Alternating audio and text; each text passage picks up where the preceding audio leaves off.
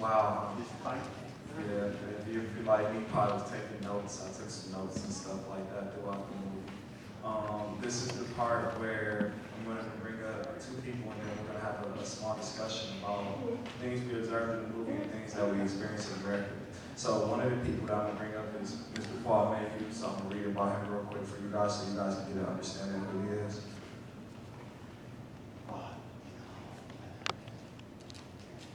So, if you don't know Paul Mayhew was a former, this is stuff that I know.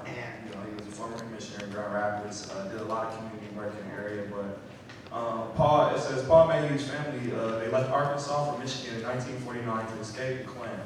Paul pursued good grades as well as athletic activities in Grand Rapids Public Schools. Drafted into the Army in the pivotal year of 1968, he narrowly avoided active duty, choosing instead to stand guard at home where a different kind of war raged. The assassination of Dr. Martin Luther King Jr. had set the streets alight with fury and greed, and Mayhew bore witness to countless innocents trapped in a struggle that they hadn't chosen. But rather than succumb, he decided to fight in the noblest way possible. Delving into politics, he became a beacon of hope for those who felt voiceless, tirelessly advocating for the rights and aligning with like-minded souls in the collective quest for equality and justice.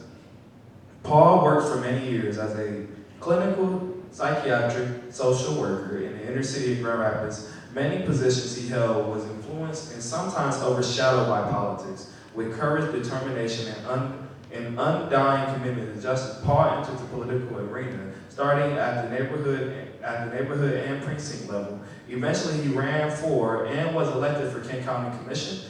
After the election of Reagan, Paul began working with Mark Kane, president of the Institute of Global Education. They collaborated on Central America issues, and IG supported him in his role as a chair in the South African Task Force until 1983 to help free Nelson Mandela. They coordinated an action called Mega Meals for Millions, basically MM for M, a budget-shifting banquet. Attendees were served a skimpy meal to demonstrate the effects of the Reagan conservative revolution. Paul coordinated with the Democratic Black Legislative Caucus, supporting the resolution promoting divestment of American funds for South Africa. The disinvestment, along with resistance around the world, ended the regime of apartheid. So that is Mr. Paul Mayhew. Paul Mayhew, may I have you come up here for a second real quick?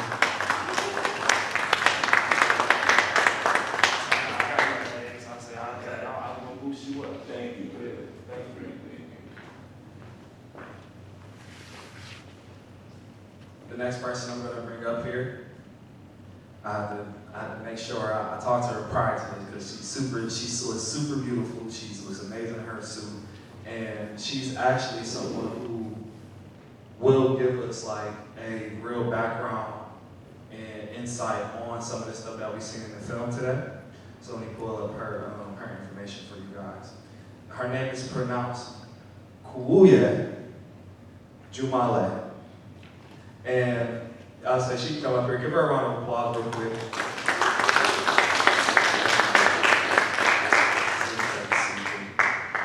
So, Kuuye immigrated with her parents from Kenya, a Kenya refugee camp. Her parents left Somalia when her mother was pregnant with Kuuye to escape the violence of the Civil War. Kuuye was born in a refugee camp there. The family came to Buffalo, New York in a resettlement program where she was 8 years old. She and her family have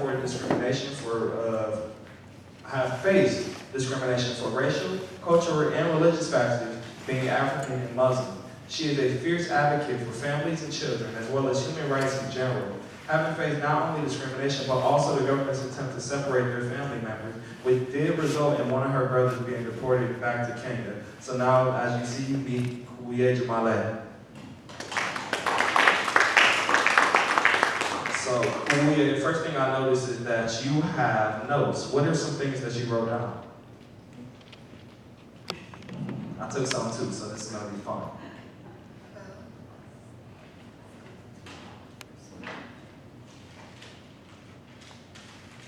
So I was basically just taking note of the different scenarios of Mike? happened. Mike? Can you hear me okay? Yeah. I was taking note of the different events that happened throughout the documentary, and very emotional documentary. I mean, honestly, I don't even know how to put it together into words except just how emotional I'm feeling right now, and also angry and, you know, confused, and this fight for liberation and how it all just entangles together with having, like, what happened to Tapelo, having like your own people even like infiltrated, and just, it's a lot, brother. It's like almost two pages, and it just,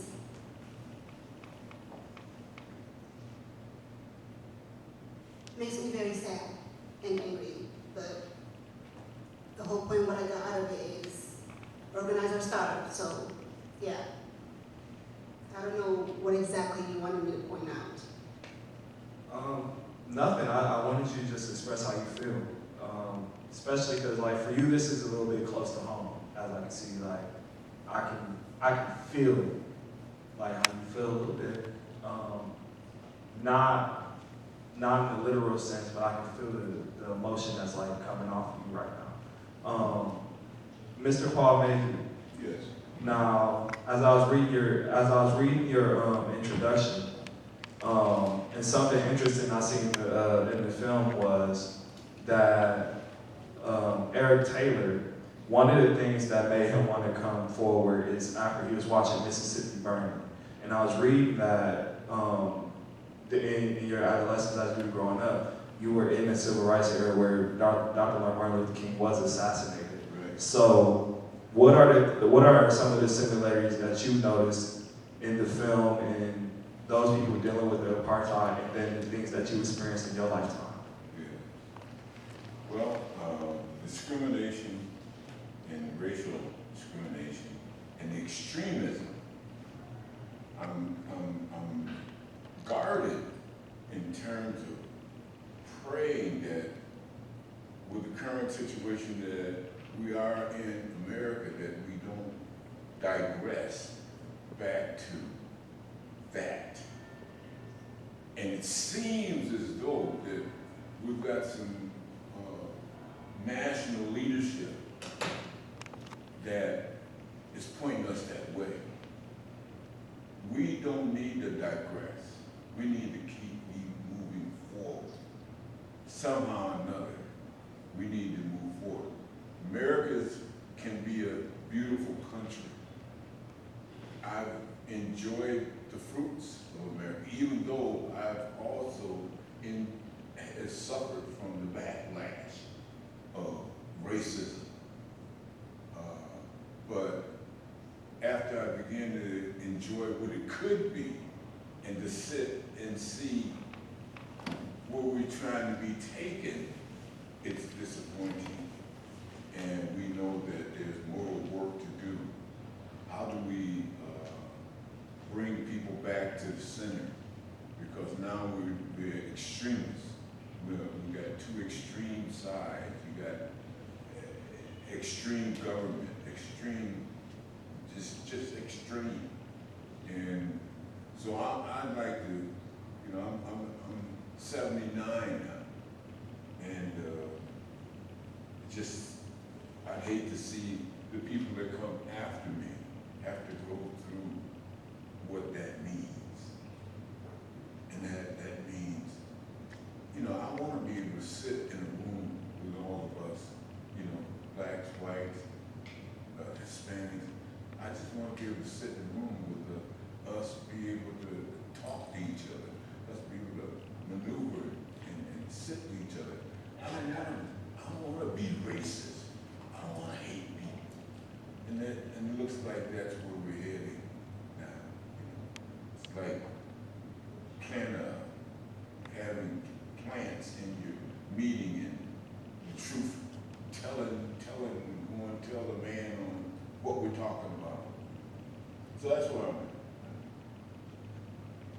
I don't know if that No, that's grasp where you're at. But of the people of the past that I've met in my travel. You know, Gotcha Boulay, the Alan Bosacks, apartheid leader, Truth and Reconciliation. I met with some South African ministers once, and we, you know, me being a minister, we discussed the Bible. Their Bible is like, whoa, is that in your Bible? I was really amazed with some of the things that they discussed out of their Bible, what we have in our Bible. Not, you know, I don't profess to be a Bible scholar, even though I am a pastor. I have. Anyway, that's what. Kuya, I want you to tell us about, because I seen there was, you have the racial struggles that you dealt with, you know, the racial struggles, and as well as like the things that you dealt with your family coming from where y'all came from to the States and stuff like that. But there was also a religious thing, discrimination and thing that you noticed in your time. What are some of the things that you dealt with just being a human being on this planet, coming from one place to another, and having to deal with that, and then inform people about a bit of the Civil War that you understand, even though you were a child, but you still have memory of those things, and that was your home country. Inform some of the people that have no awareness of what that is about that. So first of all, my name is Kauye. Kauye. And my parents were the ones who escaped the Civil War in 1991 in Somalia, which is still a war-torn country till this day, not safe for anyone to be in. And which is also where my brother was originally deported to, and then my parents had to organize him out of there and send him back to Kenya, where at least he's familiar with the country and the language and the people. I came into the States when I was 8 years old. We landed in and we got resettled in Buffalo, New York. I am a Muslim, black Muslim woman. If you would have met me a couple of years ago, I was dressing completely different. Completely different as in I had that hijab. I mean, still do, but I was like only wearing this thing where you can only see my eyes called a niqab. Niqab. As a woman in Islam raises her standards in getting closer to her maker, Allah, God in English, she kind of like just tries to be more modest. And we call that just like raising yours, going up one level. So I went from wearing the hijab, which is just a simple headscarf around the head, to wearing the niqab. And obviously my parents was like, nah, you're not doing that. So I stood up. I mean, obviously they want me to like kind of assimilate a little bit, right? It's obvious, you know, we live in a different country now. I wore that for almost 8 years, through middle school to high school. And I decided on my own to stop because, the discrimination got heavy, and I had to, you know, take a stand. Where do I stand, and what does this mean for me? Culture-wise, it's a different story. You know, our parents just want us to be successful, even if that means, you know, just taking it off a little bit. But for me, it's a lot deeper than that, because I stand strongly on my roots and on my culture and on my faith. Living in this country has made me realize the amount of ignorance that people have when it comes to that. And obviously, I don't blame them, because when there's so much propaganda of, oh, these people are this way and those people are that way, then that just creates that unsafe narrative, and why people, Muslim people, black Muslim people, are being discriminated against. There's one time I was walking from high school to going to my home, which in New York was not too far away, no, distance-wise, and someone threw a rock at me out from their car window. Passing by, thank God I didn't get hurt, but I could have been hurt so bad. That could have taken a left turn, real bad. So that just opened my eyes to make me realize that no one is really safe. Now my mom, my dad, who don't speak very much English at all. So never mind the one who speaks English can at least say, you know, stand up for themselves a little bit. But what if that was my mom, who's now 50-something years old? What if that was her? And she's a fully covered woman. What if that was my dad? not 79, but getting close. What if? So we live in scary times, and it has been scary, and things are not going to get any easier because, for example, if you are an unsafe person, and in this case, an unsafe white person, then that is why these things are happening. So many stereotypes that we have yet to break, and it's not going to get any easier. But for someone like me who is strongly rooted in herself and in her beliefs and in her culture, yeah, the only thing that I can do is to keep standing on those principles that I have been raised upon. I'm not sure if that answers your question. Mr. Mayhew, my question for you right now is, as you listen to Kuuye, right? Did I say it right this time? Kauye. I've got it's hard. Kauye. There we go. Okay, I got you. So as we listened to her story, and we heard the forms of discrimination that she experienced, not even just like as an adult, but when she was a child and going to high school and stuff like that. Could you tell some people some things that you dealt with when you were growing up, type thing? So that way we can bridge that age difference. Because some people might believe like, and it's a thing that I hear in my youth and stuff like that. I'm only 28, but some of me like people like trying to sweep the truth under the rug and act like all racism ain't the same way and stuff like that. Like just because it's pseudo, it's more like underneath a blanket doesn't mean there's a big monster. Not a big monster underneath a blanket. So what are some things that you experienced growing up, and even some experience you might even think that you experienced today? Yeah.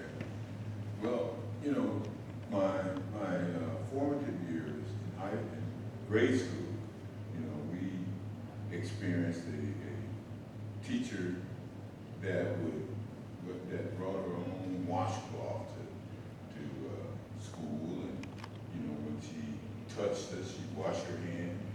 When she came in the door of her classroom, she washed the doorknob off and washed her hands. And so, you know, those were the kind of images that I had, you know, growing up. She was pretty nasty, you know, like when you were a kid, you know, they used to, at our school, they'd take you to see you talking, and they say, well, what did you do? You know, she's one of those kind of teachers. And but then I think, like right now, with what has happened in the school system, those types of open things are not done, and that's good, you know. But you know, when you experience this, you know, this one-sided racist type stuff, it puts a real sour taste in you. And so I experienced that. I experienced you know, taking the IQ test and being called a moron, and knowing that I was getting good grades in school. And then I finally figured out, what is this moron? Well, moron is like somebody that can't learn. And I said, wow, I was learning, you know, learning. I said, I take this test, and the test, I didn't understand the concept of the test. So how do I become a moron?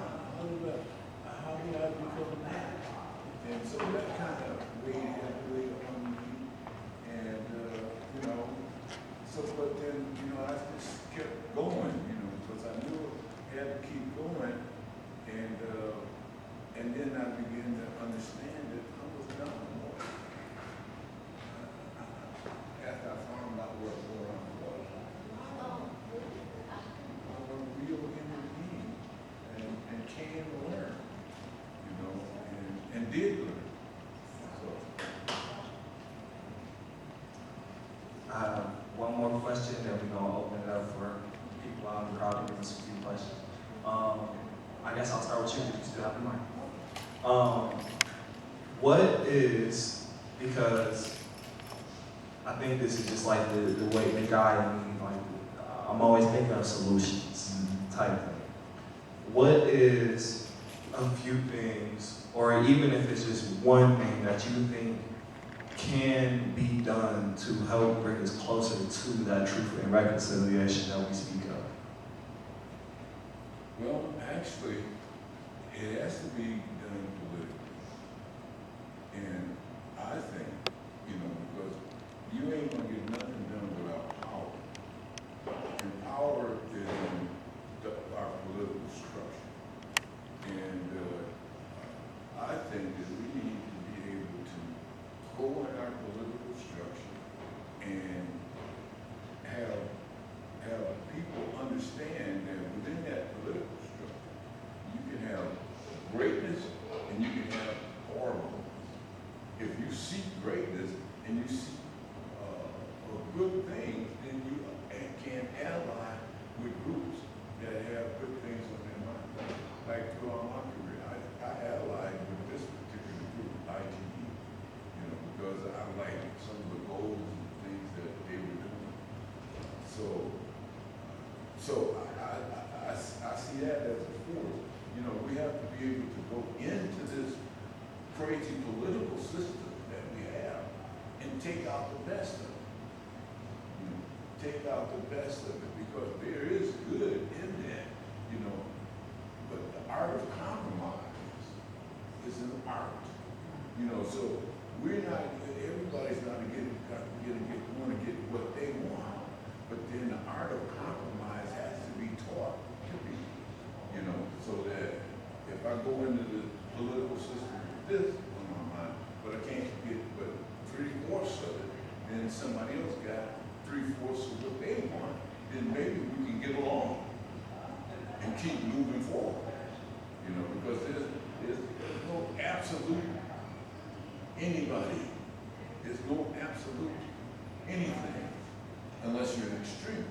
And then even in the extreme, there's nothing absolute.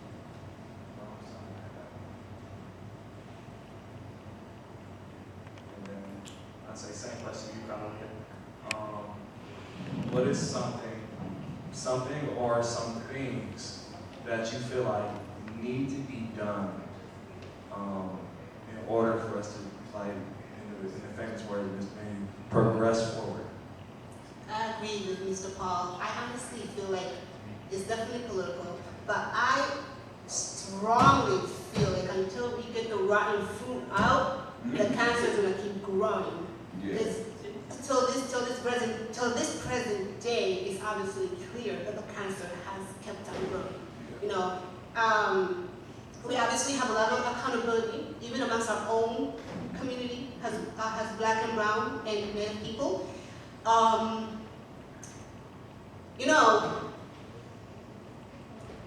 When something is politically driven like this, and the motive behind it is that, then it's not going to be easy.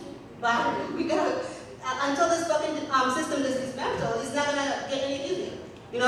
So yeah, I honestly feel like we have to get that fruit out, because the cancer is going to keep growing, because not just in this country, but even back home in Africa, we have seen the infiltration that has happened in South Africa, where like the Pello who killed those young men, who some of them are children, and those parents who are like crying out for their kids. That infiltration also within our own community, that we have a lot of work to do to also hold ourselves accountable, because that has continued over on, and we see the cycle is continuing over and over again. So progressive, moving forward, we have to hold each other accountable. Not all white people are racist. Not all black people are racist. Yeah. At the same time,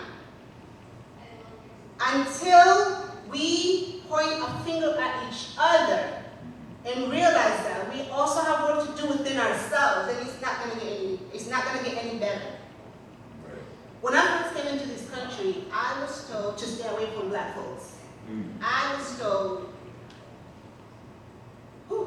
things I don't even want to mention right now. But if I did not radicalize myself, then I probably wouldn't be sitting here in front of you. I probably wouldn't be sitting here next to you right now.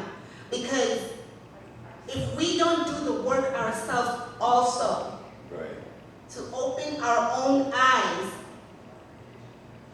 and realize where the borderline is,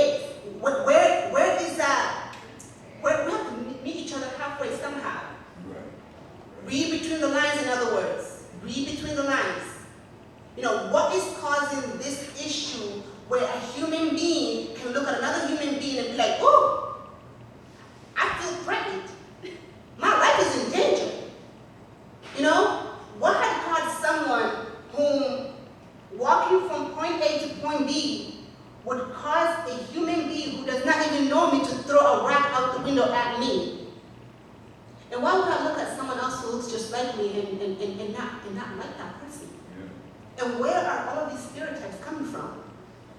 I noticed in the movie, the community had so much compassion for the men who killed those young youth. Yeah. There was so much compassion also surrounding it and forgiveness surrounding it. There's so much hurt and trauma, but yet so much compassion towards each other because at the end of the day, we're all humans, you know. So I personally feel that we have to hold each other accountable, talk to each other more, and we cannot say this enough.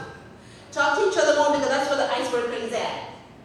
And above all else, organize and starve, that's what the movie said, because until we get the rotten fruit out, we ain't gonna see no progress. Yeah, we have to be flexible. We have to be flexible. You know, I work in a lot of political, I work in a lot of political stuff.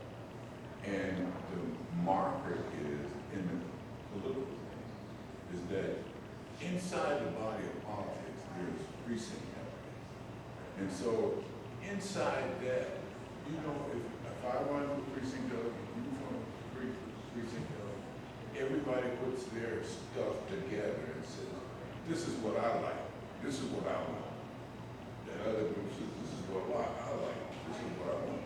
You bring your notes and stuff and sit down with each other and say, let's see how can we merge these two or three types of situations together. That's when politically you begin to meet the minds, you know. But if you don't do that, you still have people that's on the outside of the political spectrum that's walking out there that don't know that we can meet the minds by sitting down talking and say, okay, I'll hedge a little bit on this if you hedge a little bit on that.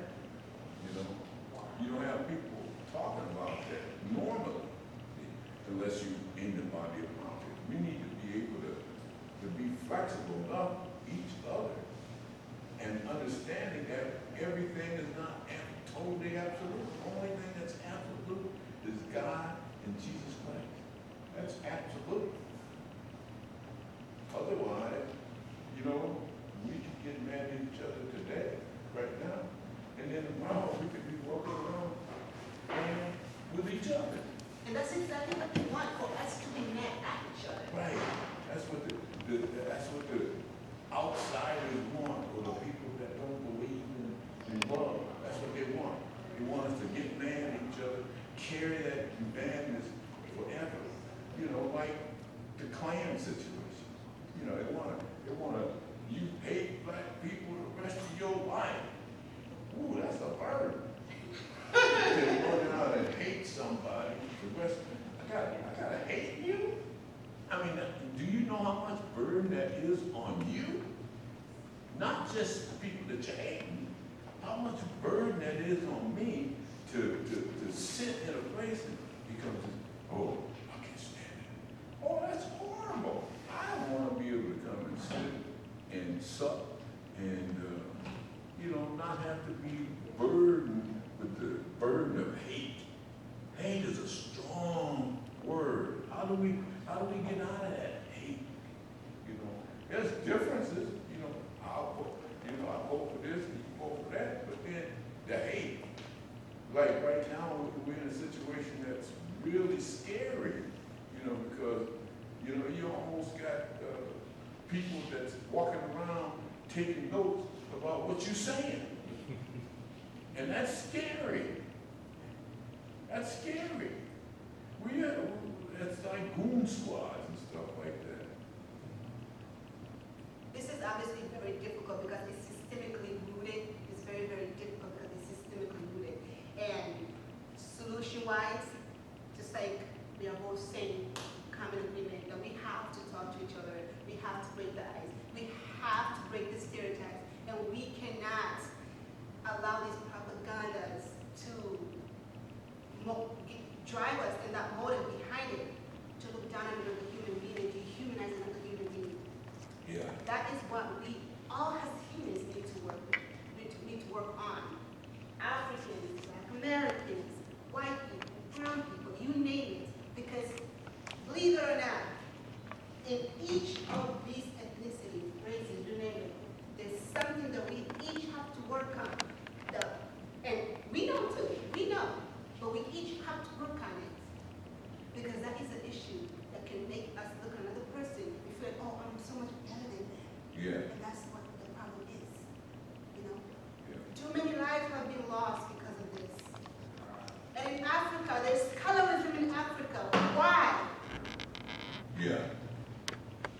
It's systemically rooted, which is why it's so difficult, guys. But it's not impossible. We have to organize our start. And then I took notice of what one person said. They said we pay the price in order for our children to be free.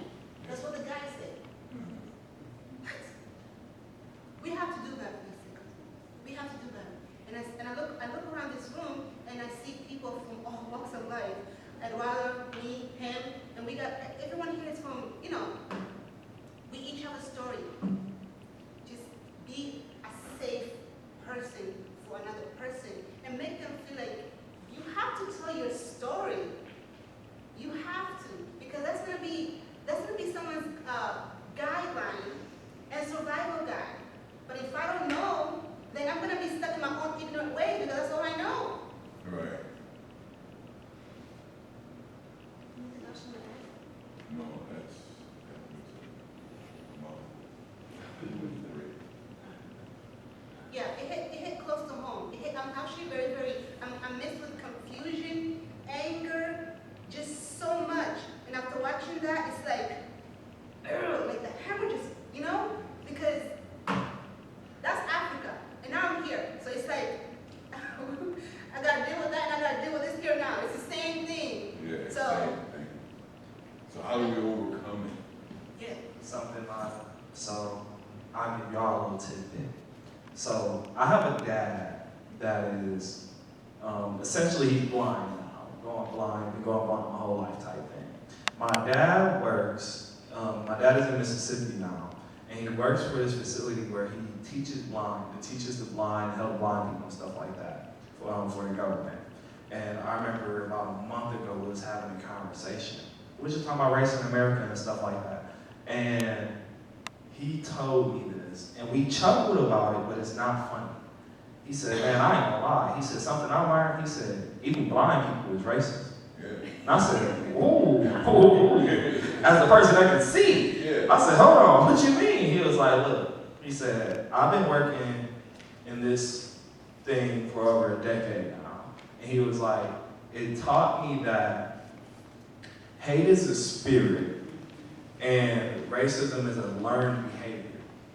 He was like, because there's people that I work with, he said, he was explaining to me, he said, I have vision. He said, I have vision, I'm losing my vision. He was like, there's people that I work with that never seen a person of color, anything in their life, but they will identify us by our voice. Yeah. And I was just like, He was like, the way they'll do it is systematic. So he said, I might go into somewhere, a job or a facility or something like that. Dude can be 100% blind. Never seen no color, nothing in his life. And as soon as I get to talking, he'll know I'm a black dude. He says, so he might tell me, okay, we're gonna offer you $55,000 a year on salary. He said, but then the white male will come into there and they'll hear the white man's voice and he'll offer him $80,000. He's like, so now he said there's a $25,000 and $30,000 gap in finances that he's rewarded, that I'm not rewarded, and you've never seen the color in your life.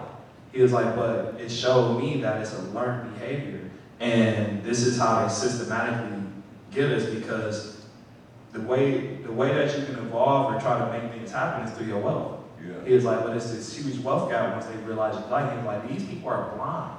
Yeah. And I was just like, man, Oh, like, that's really powerful. it hit me a certain way. It was like, yo, like, blind people are all they see is black people. Yeah. That's literally all they see. All they see is black. Like, Well, it's an idea. exactly. Okay, so like that's what we're stuck with, Yeah, is people's ideas. And you be in the world, in my little world, and I see, like I have my ideas, and then I watch how, especially lately, how politics and how it's showing up. oh And yeah, then that's all a bunch of ideas. yeah, And they want, there's a struggle when it comes to ideas. So you have a group of people that have shared the same idea, and then you have another group of people that have a totally different idea, and they're trying to make their ideas spread. and that's where the politics come in. Well, and that's what I said, and you spoke of a really important word you used, the word power. Yeah, So like, I'm only 68. I've seen just a little tiny window of what racism in our country looks like. Okay, I was just barely old enough to remember when there were riots downtown yeah, in Grand Rapids. And then now I grieve because when I see the politics of the day talking about taking away DEI, yeah, okay, and we're gonna not admit that there was slavery because we don't want to hurt a couple of little white kids' feelings, or what this kind of stuff is like a bunch of ideas, but they're trying to hang on to those ideas, yeah, okay? Because somebody's gonna lose something, and we don't want these people to gain something. right, All right, I live in a world in Grand Rapids now where I have more knowledge of than I really experience because I'm a white person, so I don't have the innate knowledge of living through watching my neighborhood be taken over. I don't see gentrification the same way that the black community sees gentrification in Grand Rapids, where these were their neighborhoods, and now all of a sudden people are moving in and buying, and then they're putting in expensive housing and things like that, and all of a sudden, like I remember when I lived down on Charles Street by Wealthy, and that, I was the minority, mm-hmm, okay? And now you go down there on Wealthy Street, and you don't see black people. yeah, They jogging, And then they this is just in my little itty bitty, just in, like, when we're talking about our country, it's like, I'm 200 years, and it's, so like, and we supposedly have less of it than they do in the South, but I don't see it. I see our police in our city, it breaks my heart. I've been out there protesting. They shoot people. They're violent as hell. The black people in this town are right to be afraid. They have real reasons to be afraid, and I can't hardly stand that I can't. How do we do something about that? yeah, That a person shouldn't have to be afraid for their life and their body because they happen to be black. yeah. That's, you know, it's, but then No, it's so serious here. it's Oh my serious. God.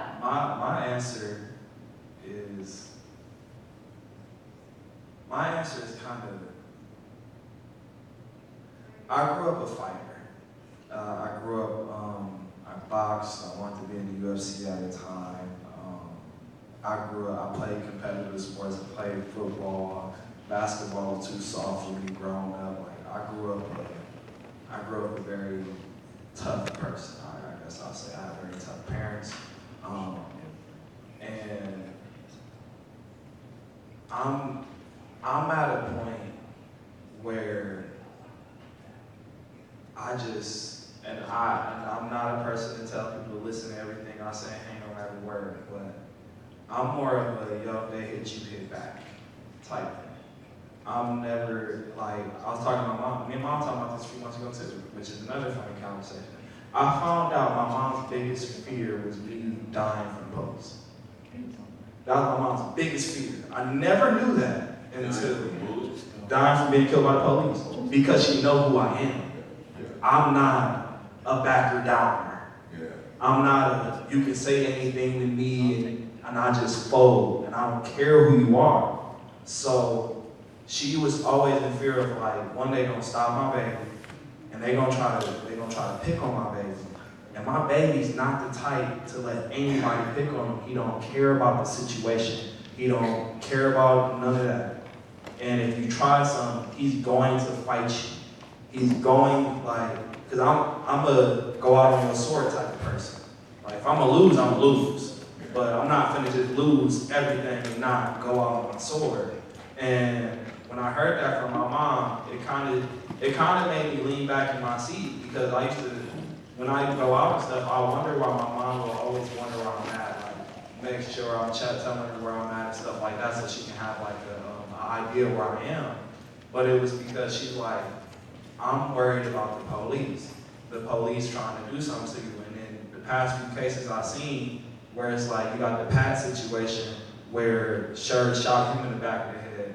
And then you see the situation with the other male who was just shot in the back of his head. And it just makes me look like at what point first thing first, like I always say, I'm like, I want to see protocol.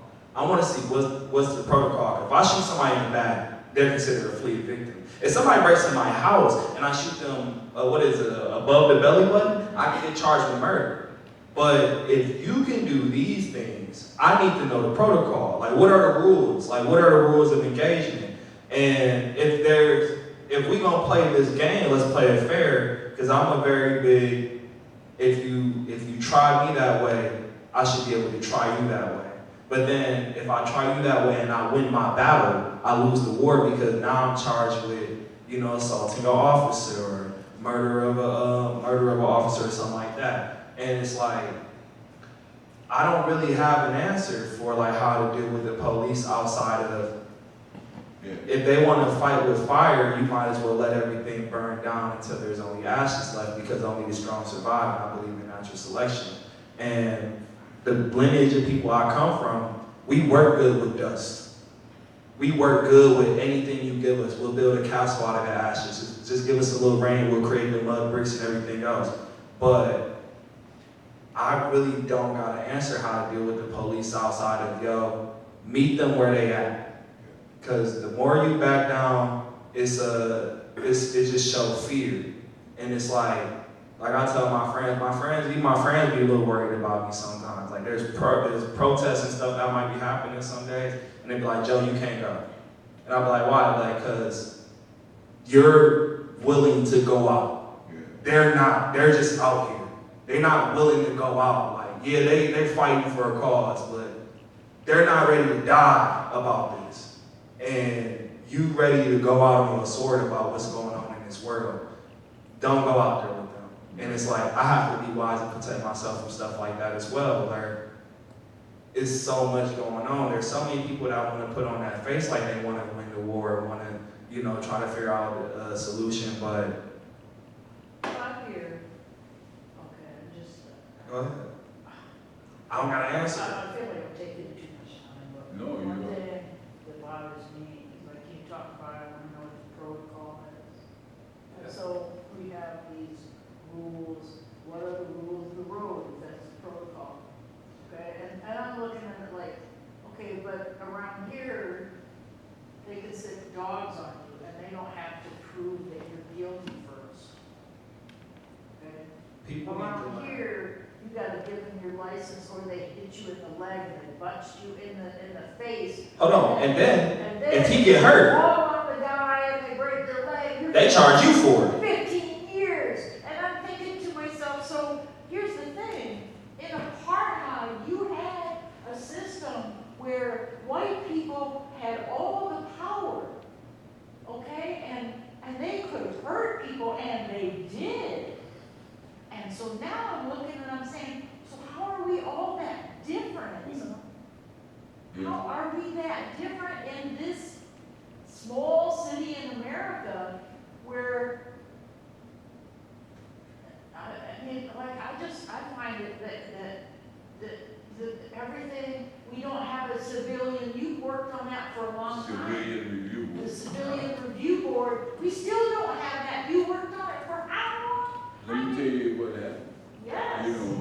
the civilian review board.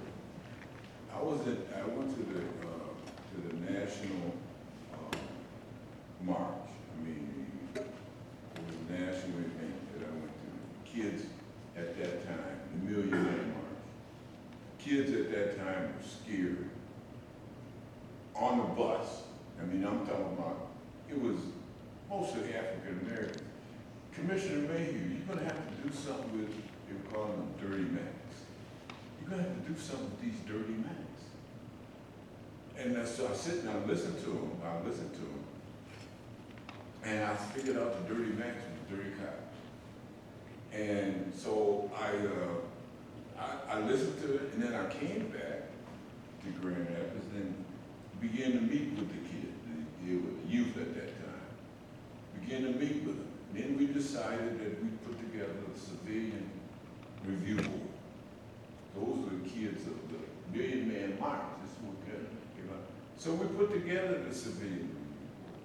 But the mayor at that time, the civilian review board, he dismantled it and made it like he wanted.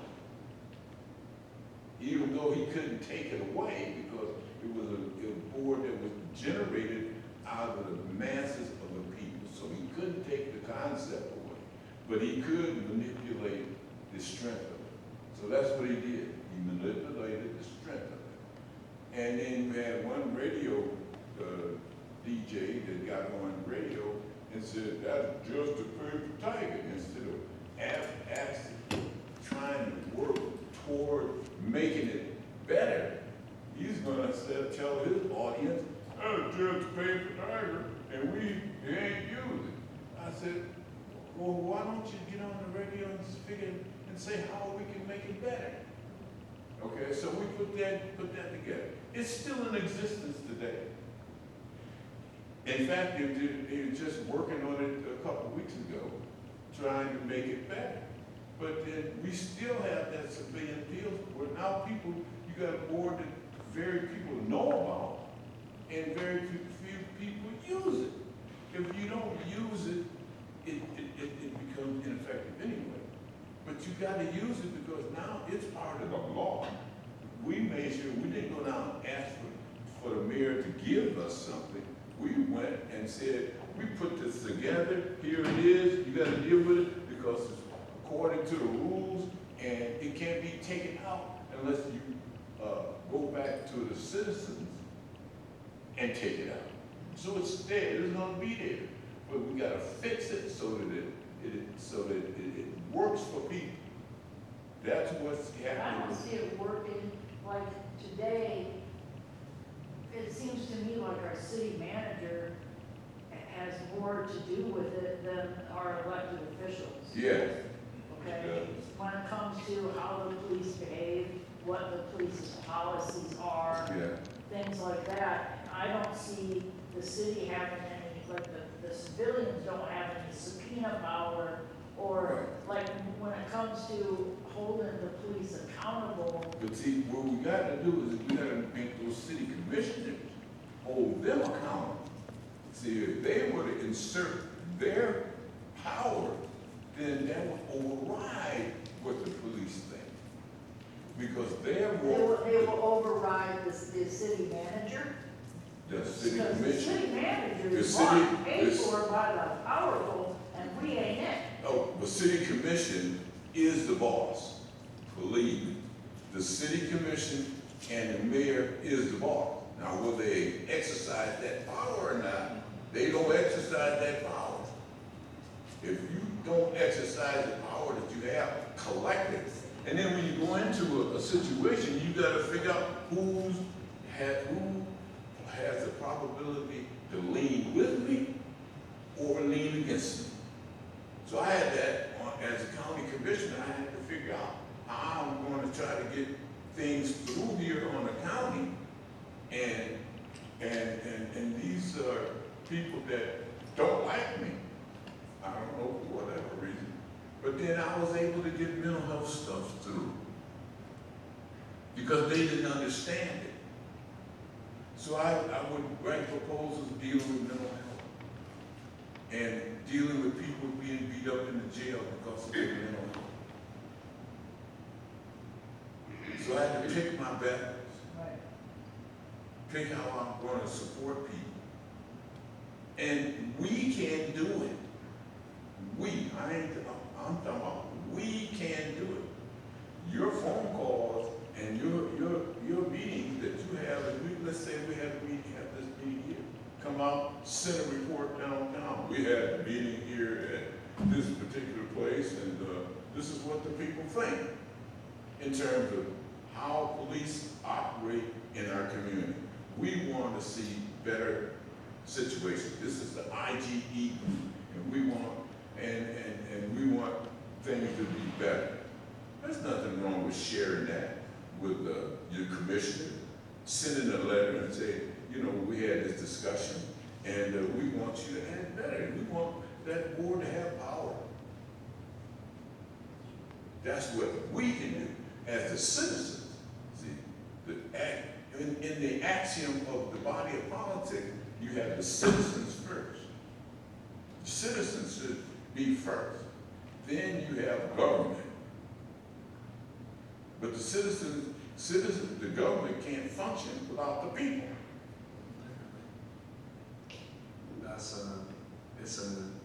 I think one thing I always tell people is like, go read the Declaration of Independence.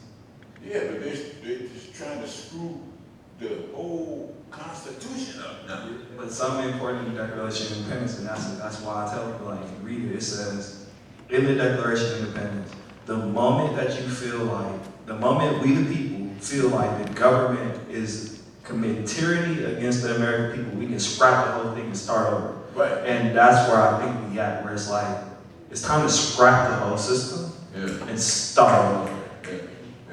So, I wish to God I want you to be right. But I go to the city commission all the time. Yeah. And I watch all these people coming up over and over again, talking about, we don't want our police working with ICE. Yeah. We want these 5 points put into our, we want it on paper, and they will not do it. And But we got, That's what you got a petition for, though. But what we gotta do is get LeGrand, and if you deal with 4 commissioners, it takes 4 votes to pass something. You gotta know the number. 4 votes. And so if you got 4 people committed on that commission, because it's 7 of them, you got the majority. we don't have a mayor that's committed to it. Right.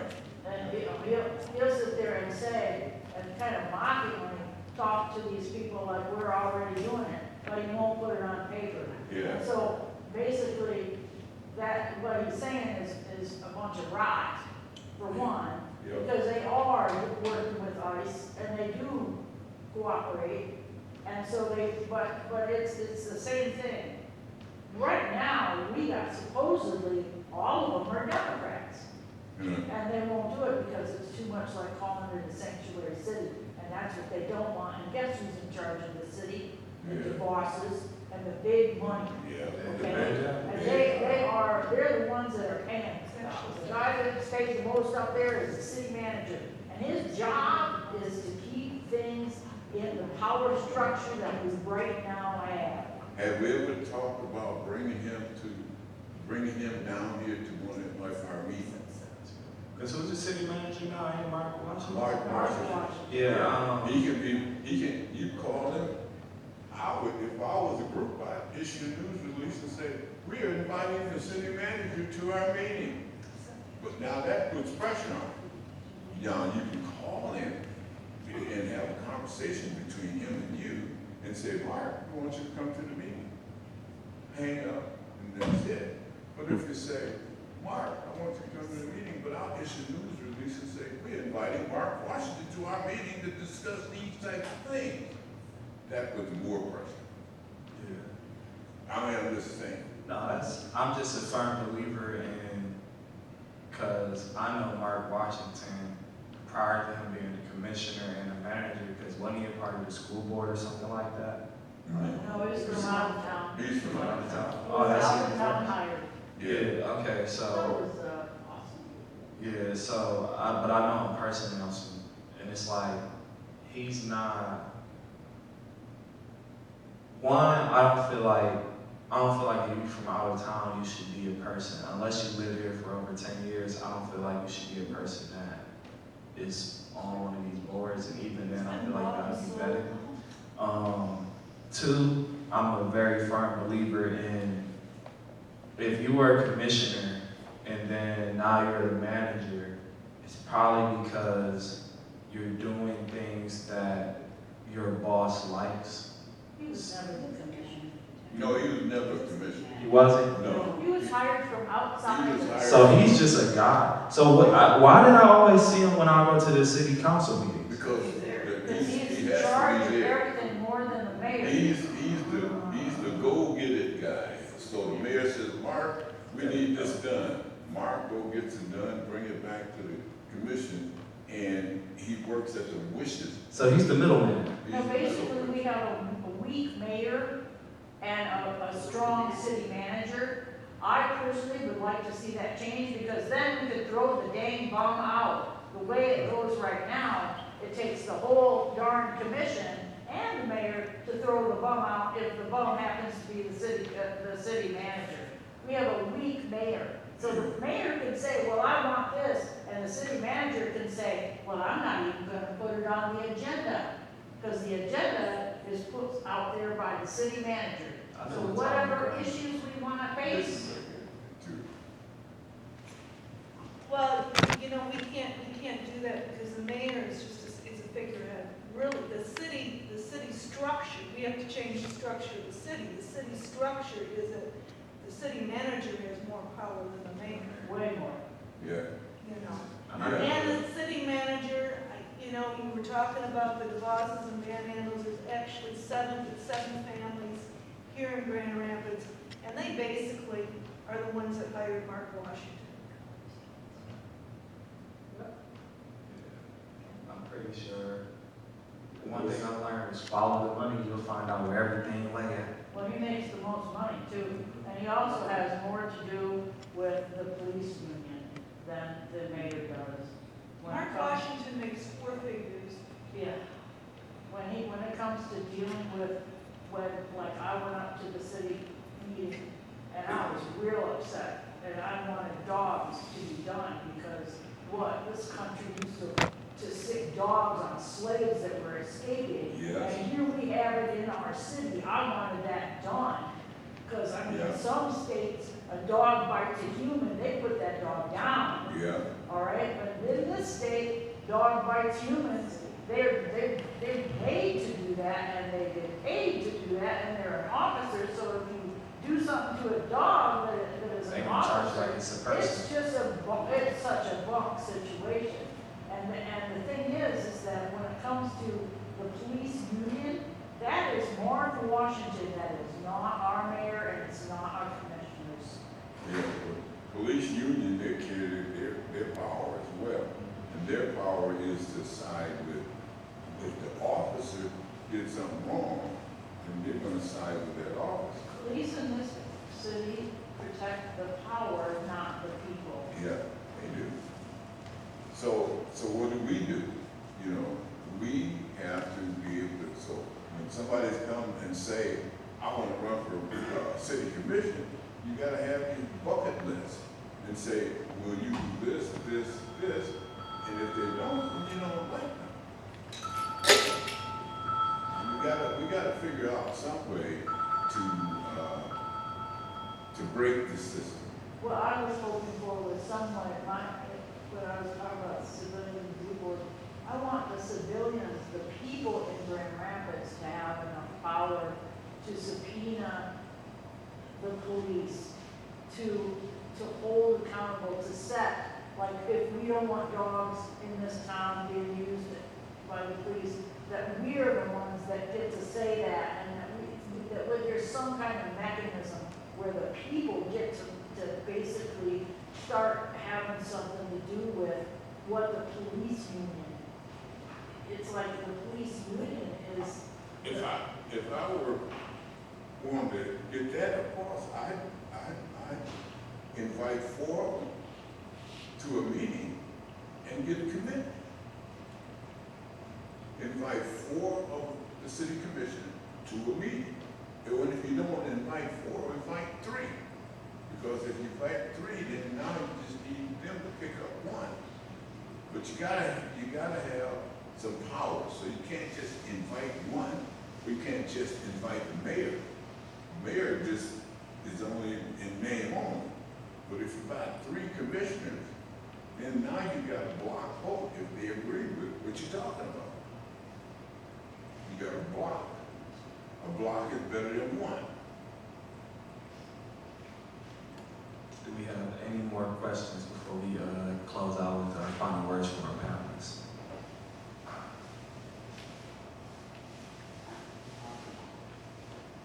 Kind of on the same page, huh? Any last words from you two? We just gotta keep moving forward, and we can't ignore what we think. If it's something that burns us to the nth degree, then just put it on paper and send it to them. So that they can, so people, it cannot be said that this was not brought to my attention. Prefer showing up, because otherwise they just say, received and filed. Yeah. But then you can say, I sent you a communication written. Mr. Mark? I honestly am a true believer that our people have lasted as long as we have because of the resilience that we carry inside of us. And when it comes to the police situation, it was like you asked earlier, the question that you asked earlier in regards to the police have community. So no matter what they do, they're going to get protection. So that is the systemic issue that we have been dealing with for the longest. And the dehumanization of black and brown people for the longest. And no matter what, even if you didn't do anything, they can use it, they can hurt us, and they get immunity. So what can we do about it? What is there to do about it? Because we are going to keep getting hurt. These people are going to keep getting away with it. So They have, someone who's speaking from Yeah. experience, who has been in the office, we can go on from there. You mentioned a lot about doing the letters and just coming to those meetings, and, going off what he said. But I have a brother who's in prison. So this is like, it's very, very big and touchy, and it's close to home. But yeah, honestly, guys, we just have to keep showing up. And just You continue do. with the resilience. That's it, keep showing. keep showing up and write your letter and say, when you call, say, I wrote the letter, gave you a letter the other day. What happened to my letter? What happened to the letter that I wrote? I sent it to you explicitly. What happened to my letter? Did you get it? That's assertive. Did you get it? I wrote it to you.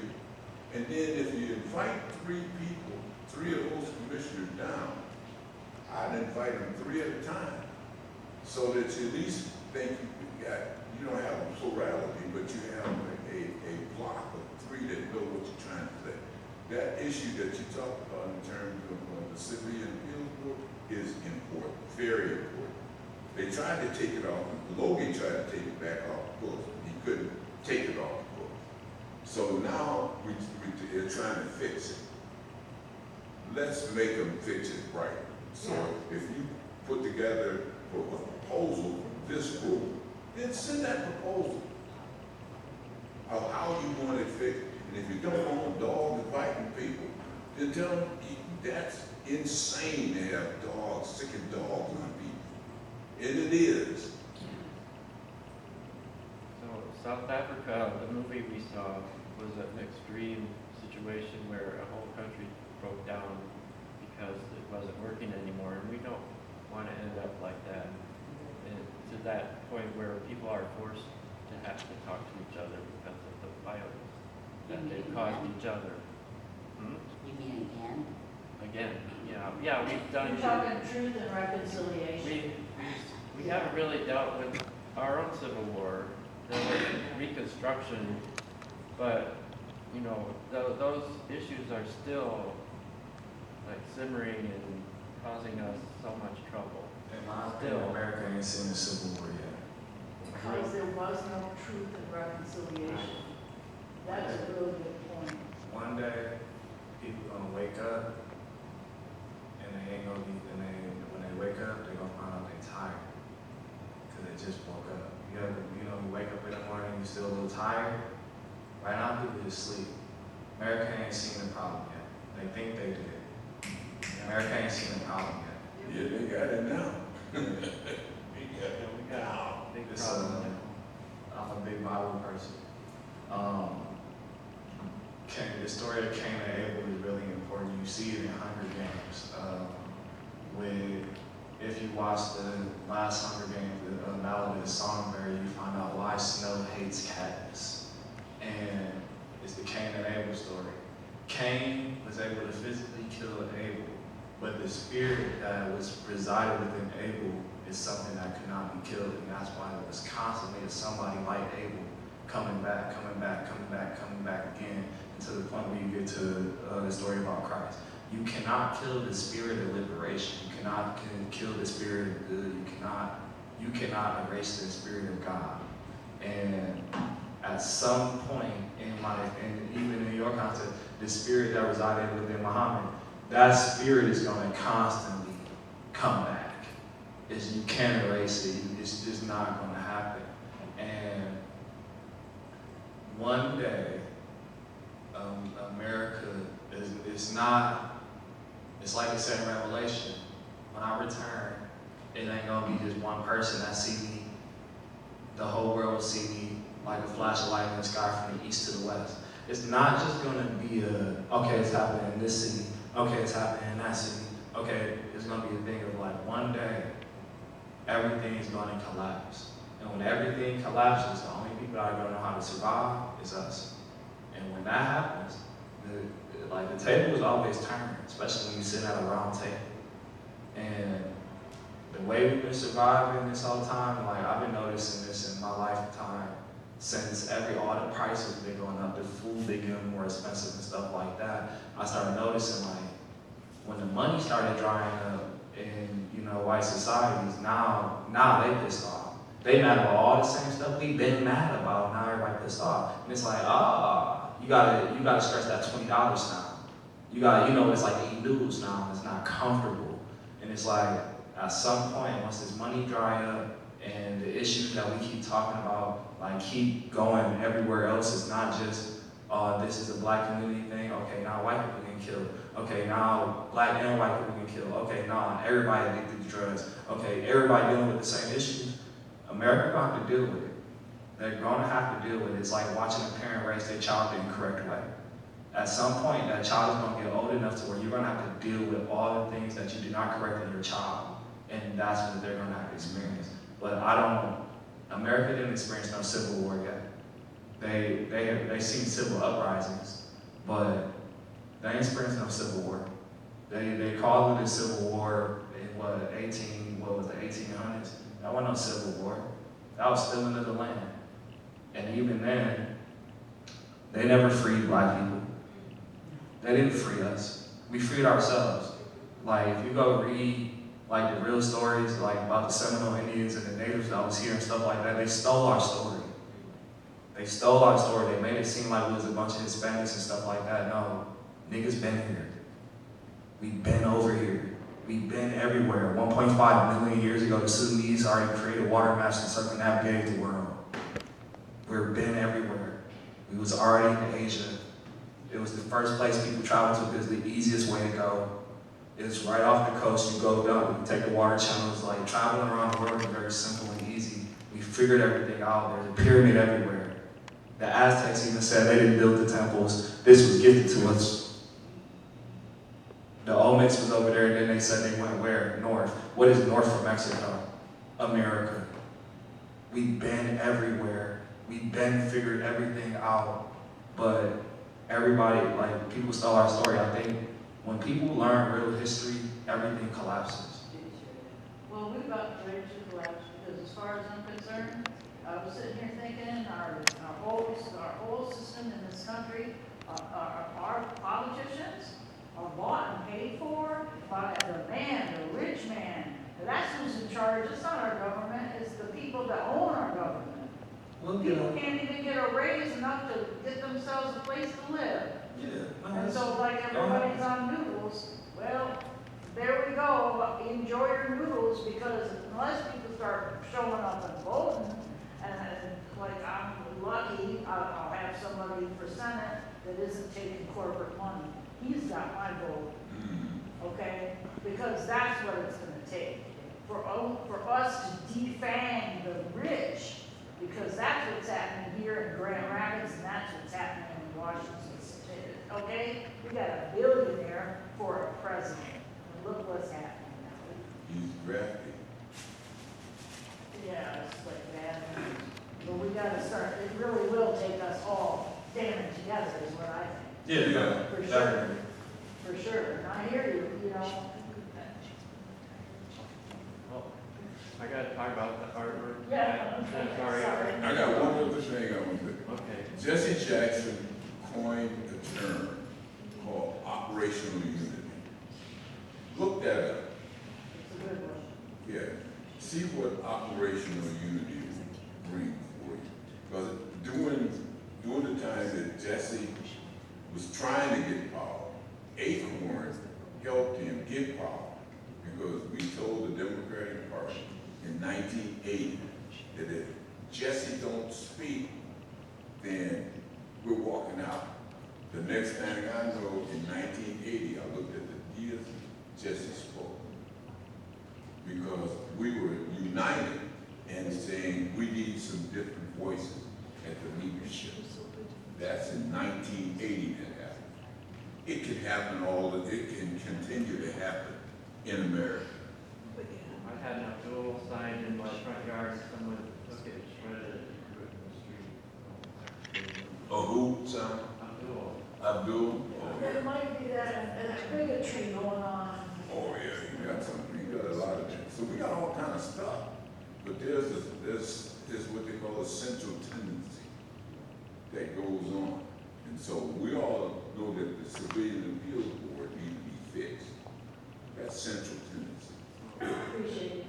We're gonna invite the commissioners and the county commissioners and the city commissioners. Yes.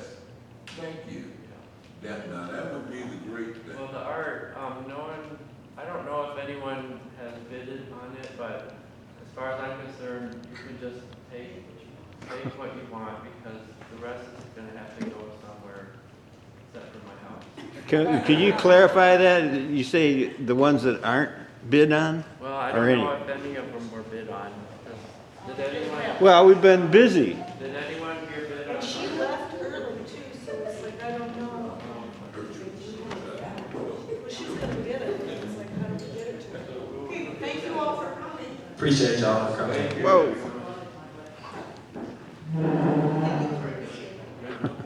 Weird. Just heart shredding from you. It is cold, you're right. I got you. If I would have been, I would have been falling out loud. Oh, did you see it? Did you see the documentary? Oh, I know, I heard. Real time. It hurt my heart. Oh my God. Human suffering is a struggle. So one of the things too, the part that was hard, They were saying, but it was the part where they were, I'm here, yes, there is a dog. I just thought that was something. But there's nothing that else can tell you that. Infiltration is part of the Oh, operation. And when I saw those women babies laying out there, they were all even not to kick the screen. Oh, I know, that's right. Oh, that was it.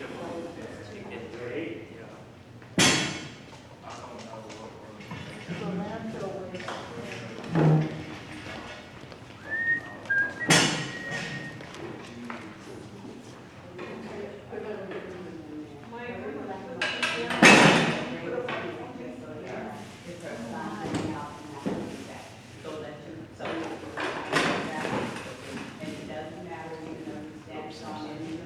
We know